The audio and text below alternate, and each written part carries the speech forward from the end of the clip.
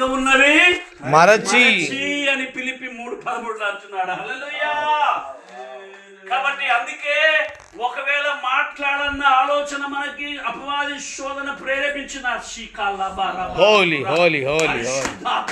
పరిశుద్ధాత్మ మన మీద ఉన్నప్పుడు పరిశుద్ధాత్ముడికి దేవుడికి స్తోత్రం నింపుదల కలిగి మనం మాట్లాడాలని అనుకున్న శోధన మాటను కూడా ఆయన తప్పించి వేరే విధమైనటువంటి మాట మాట్లాడినట్లుగా పరిశుద్ధాత్మ ఆధీనంలోనికి వెళ్ళి మనము మాట్లాడే విధంగా ఉండాలి. ఈవెన్ టంగ్స్ అయినా సరే. హల్లెలూయా.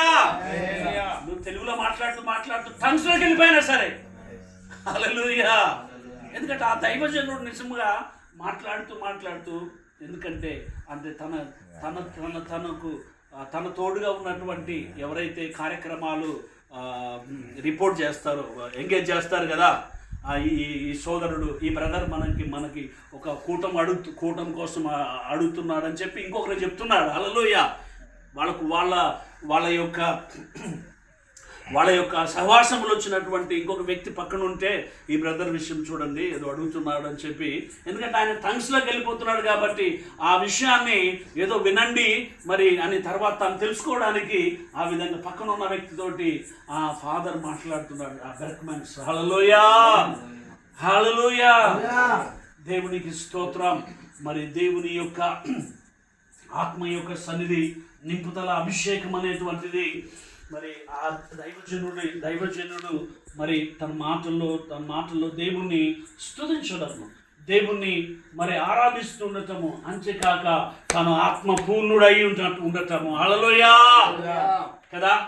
ఆత్మ పూర్ణులు కావటానికి పరిశుద్ధాత్మనికి తెలుసు మనము ఇంకా ఎంతగా నిండి ఉండాలో. అపవాది ఎటువైపు నుంచి ఏ రకంగా వచ్చి దాడి చేయటానికి అది ప్రయత్నము, దాని ప్రయత్నం ఎప్పటికీ ఉంటూనే ఉంటుంది. గురి టార్గెట్. హల్లెలూయా. టార్గెట్ ఎప్పుడు కూడా దేవుని ప్రభు యొక్క పిలుపులో ప్రభు యొక్క ఎన్నికలో ఉన్నటువంటి ఆ వ్యక్తి మీద అపవాది యొక్క దాని యొక్క గుంపు సమూహము ఎప్పుడు ఎఫెసీ 6 అదే కదా. ఎఫెసీ 6లో చూస్తే తుదకు ప్రభు యొక్క మహాశక్తిని బట్టి బలవంతులై ఉండు.